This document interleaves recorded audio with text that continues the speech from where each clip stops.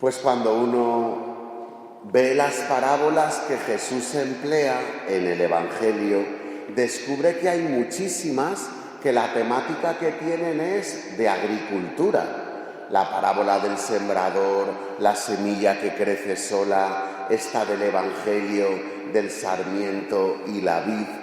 Y una pregunta que se hacen los teólogos es, si estaba tan en contacto con la agricultura, ¿por qué el Señor no llamó agricultores? Entre los apóstoles no había ningún labrador. ¿Por qué llamó a pescadores, no?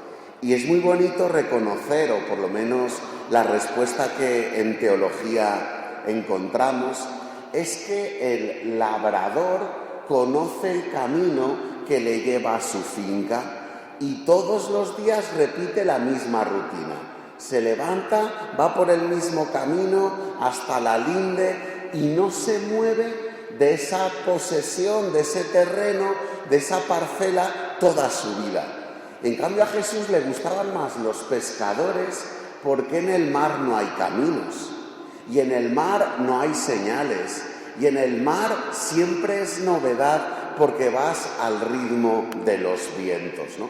Pero eso no significa que si Jesús llama a un labrador, como a San Isidro, patrono de los labradores, porque hay muchos tipos de psicología. Hay gente que necesita rutina y hay gente que necesita seguridad y hay gente que no quiere grandes emociones, sino pasar la vida con cosas sencillas y ahí encontrarse con Dios. Hay otros, como San Pablo, que si San Pablo se siente llamado a lo mismo que San Isidro, habría pillado una depresión, ¿no? O sea, a mí lo que me gusta es que el Señor llama a todo el mundo, al de la iniciativa y al paradete, al que le gusta el riesgo y al que no tiene nada de creatividad. Y los dos pueden ser santos si hacen lo que nos dice el Evangelio, buscar al Señor en lo profundo de la realidad que viven.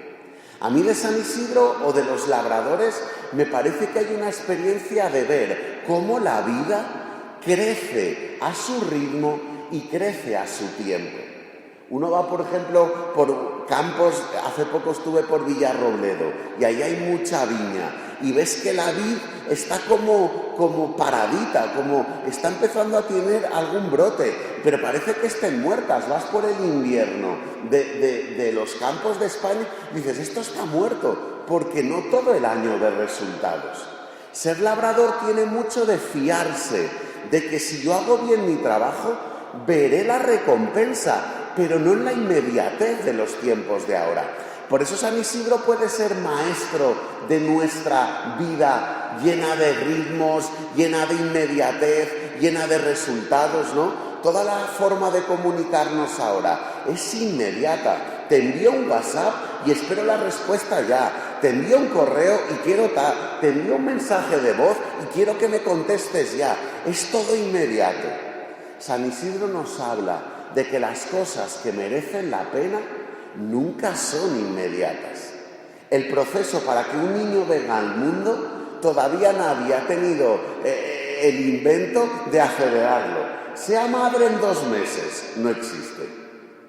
Tienes que tener paciencia y tienes que ver cómo las cosas que verdaderamente tienen peso y valor se van labrando poco a poco, como los buenos cocineros, que es muy diferente comer algo hecho a fuego y algo hecho a fuego lento y algo que lleva preparación que calentar al microondas cualquier cosa que nos metamos en el cuerpo. La diferencia es que una cosa alimenta y la otra envenena. La comida hecha con amor es fuente de salud. Todo lo que es inmediatez, todo lo que es rápido, todo lo que pagas por un servicio rápido es tremendamente efímero. ¿Qué nos enseña la vida de San Isidro? A fiarme y a creer profundamente que Dios cuida de mí, ¿no? Hay varias leyendas o milagros que se le atribuyen a San Isidro, ¿no? Hay uno muy conocido que es que para que pudiera ir a misa y para poder hacer la oración, había épocas del año donde había que trabajar y arar los campos. Y San Isidro vivía como esa esa coyuntura, ¿qué hago? ¿Voy a servir al Señor o a mi obligación? Y muchas veces a nosotros nos pasa lo mismo. Tengo que ir a misa, pero tengo invitados en casa. Tendría que hacer más oración, pero los niños me reclaman, ¿no? Y uno a veces vive el corazón dividido entre el tiempo para Dios y el tiempo para el trabajo, o el tiempo para Dios y el tiempo para la familia, o el tiempo para Dios y el tiempo para los amigos. A veces no sabemos integrar. Y es muy bonito cuando Jesús dice en el Evangelio: buscad primero el reino de Dios, que todo lo demás se os dará por añadidura. Y ese mensaje evangélico es lo que nos explica el milagro de San Isidro. Decía, tengo que ir a misa, necesito la conexión con la vid verdadera, necesito que la vida me llegue de parte de Dios, pero tengo mis responsabilidades. Y Dios le dijo, busca primero el reino. ¿Y qué pasó? Él se fue a orar, que era su prioridad, y cuando llegó, toda la tarea que tenía que hacer estaba hecha.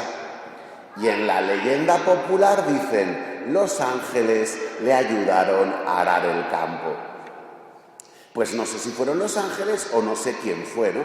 También dicen que en épocas de mucha carestía a veces no tenía casi alimento y salía a la puerta de su casa y se encontraba una cesta llena de trigo o una cesta llena de pan fermentado recién hecho, ¿no? A veces no son los ángeles de plumas o de alas los que nos ayudan, sino que hay ángeles del suelo, que son tan sensibles que si sabes que tienes una necesidad, son capaces de responderla, ¿no? Otro milagro en la vida de San Isidro es lo que le pasó con su hijo. Me imagino que ahí, en esos campos de Madrid, no habría mucho ocio. Tú vas ahora por Patones, La Cabrera, Cabanillas. Son pueblos que, como no te eches al alcohol, tampoco sabes qué hacer, ¿no? Los fines de semana, o te pilles una moto. Entonces yo me imagino al hijo de San Isidro ahí todo aburrido, con las vacas, tal, ahí. Y total, despistado, se cayó en un pozo, pero un pozo profundo. Y el niño ahí, no había WhatsApp, no había cobertura, el niño ahí que me muere, y San Isidro buscándole como loco, lo localizaron por las voces, un perrillo se puso a ladrar, bueno, total, que lo encontraron, pero ¿cómo lo sacamos? Y San Isidro otra vez priorizando la relación con Dios más que la atención a todo lo externo. Y empezó a orar, Señor, mi hijo, Santa María de la Cabeza, dolores y cefalea para toda la vida, ¿verdad? Por favor, salva a mi hijo. Total, que el manantial de lo profundo del pozo empezó a burbujear, como cuando echas un efelgarán en el vaso, que se hace bla, bla, bla. Empezó ahí a burbujear, empezó a llenarse el pozo, y el niño ahí, como subiendo, como si estuviera haciendo windsurf, hasta que lo escupió. ¡Pum! ¿No? Y la botella de champán, cuando quitas el tapón, así salió volando el hijo de San Isidro. Pero vuelve a ser lo mismo. Si él se desespera, si él se pone como un loco a querer ser el Salvador, que me tira o que yo bajo, o que yo me lo salvo, a lo mejor el niño se habría quedado sin oxígeno, porque San Isidro tapa la entrada. Los caminos de Dios, que no son nuestros caminos, a veces son sorprendentes, porque nos producen el resultado que queríamos, pero a través de formas que nosotros no controlamos, ¿no? Otro milagro en la vida de San Isidro es cuando iba al molinero. Sabéis que cultivaban el trigo, cultivaban la avena, el centeno, pero no todo el mundo tenía un molino. ¿Y qué pasaba? Que tenían que llevarlo a un molinero al que pagaban una renta por molerle el vino. Y había un molinero injusto. Si, por ejemplo, San Isidro llevaba 30 kilos, luego en harina solo recibía 20, y el 10% se lo quedaba al molinero. Y todo el mundo empezó a quejarse, este tío no es justo, nos roba, nos corrompe, como los políticos del siglo XXI, nos está estafando. Pero San Isidro iba ahí a darle una oportunidad. Y él sabía que estaba obrando de forma injusta, pero San Isidro pensaba, si le doy amor evangélico, cambiará. Y eso tiene una profundidad muy grande. También lo decía Juan de la Cruz, donde falta amor, tú pon amor y sacarás amor. ¿Y qué pasó? Que San Isidro fue al molinero injusto, se estaba dando cuenta de que le estaba tangando, pero los milagros de Dios. Empezó a poner el saco de San Isidro, empezó a caer lo que el molinero quería para quedarse y de repente siguió saliendo harina sin parar, mucha más del grano que había metido, y tuvieron que poner otro saco y otro, y no paraba de salir harina, ¿no? Y eso provocó el arrepentimiento del molinero injusto. Otra cosa que suena a cuento, pero que tiene mucha profundidad para nuestros días. A veces lo negativo del otro provoca rechazo. A veces cuando veo comportamientos del otro que no me gustan, lo que hago es apartarme y así nunca se convertirá. San Francisco de Asís le pasaba eso con el lobo de Gubbio. Era un lobo que todo el mundo le tenía miedo y por eso huía. San Francisco de Asís va a encontrarse con el lobo y el lobo se sorprende de que le traten bien. Y le dice Francisco: hermano lobo, ¿por qué te has cargado tantas ovejas?